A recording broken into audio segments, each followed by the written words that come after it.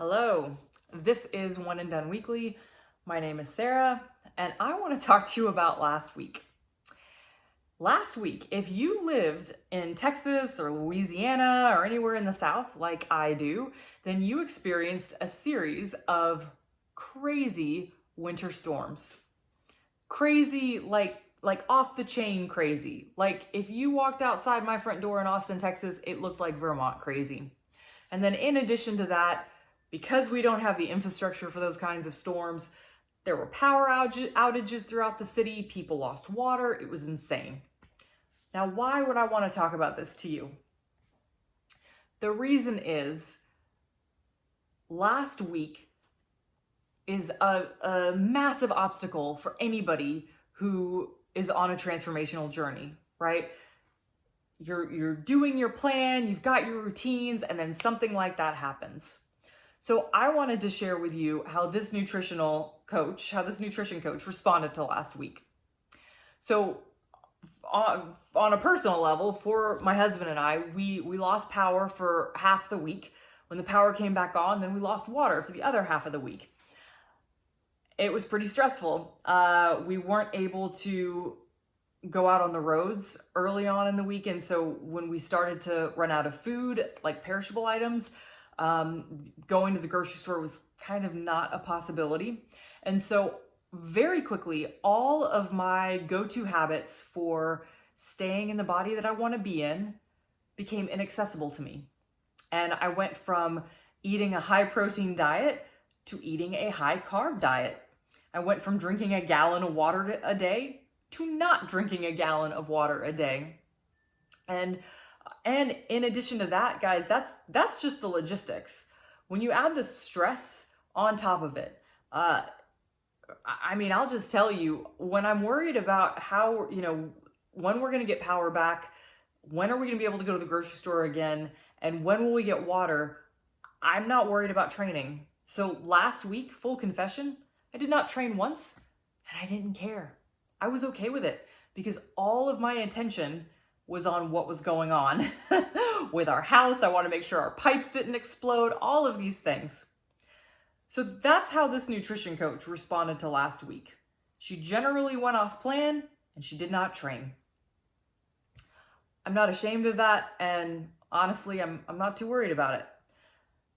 What this story underscores for me, and really what the events of last week, why I think in many ways they're really vital to all of our journeys, is because they highlight the fact that there are times in your life when things happen that are completely out of your control.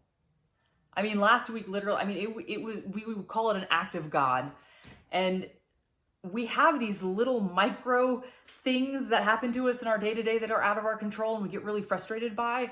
But when something like last week happens, it really makes you just stop and pause and acknowledge, hey, I need to be able to live a healthy life, still factoring in these crazy events. So the question then is, what is the difference between how a healthy person responded last week and how an unhealthy person responded? Because I'll tell you, I'm a healthy person, and you saw how I responded. So first point is, I'll say healthy or unhealthy, it's not binary like that. So I use that phrasing, but we are all on some kind of a continuum of health. And so whether you bias towards the healthy end or the unhealthy end, we all experience the same thing. So whether you're a fitness model or a couch potato, you experience that storm. But what's the difference between those two separate worlds? I say the difference is called course correction. So this is a term you hear in navigation and aviation. Course correction is the idea that you're on course, but, well, let me restate. An example would be better. If you get on a plane from LA to New York City, that plane, the pilot doesn't just punch in the address to JFK or whatever and boom, beeline. That's not how it works. More often than not, that plane is actually off course. So they take off and they're going this way. Oh, course correct. Oh, course correct. The whole time they're course correcting. That is that is the key to being able to roll with life's punches that it throws at you is not to be perfect. Because I can tell you, the fitness models, they do not just eat this perfect diet 100% of the time and train every single day, come rain or shine. Healthy people, we enjoy our indulgences, we take breaks. When stressful things happen, we have to cope with it somehow. But the big difference is how quickly we're able to come back to our course. So, what can you do with this today?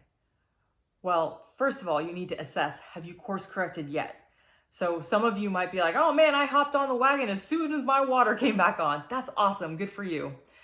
A few of you might be like, oh, I never went off course. Great, goals for the rest of us. But if you are either still not there yet, or maybe you're afraid that you might never be there, let me offer you this activity. It's called Ready, Willing, and Able. And I did this with my clients last week. I do this with myself. My husband, Forrest, and I actually do this with each other whenever we have something that's a challenge that we need to do. The question is, on a scale of 1 to 10, how ready, willing, and able are you to get back on board? So 1 is not at all, 10 is let's do this.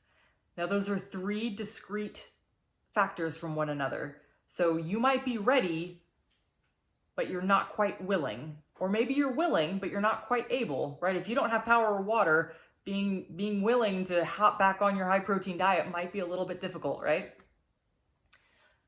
So that's your first question. Are you ready, willing, and able? Scale of 1 to 10.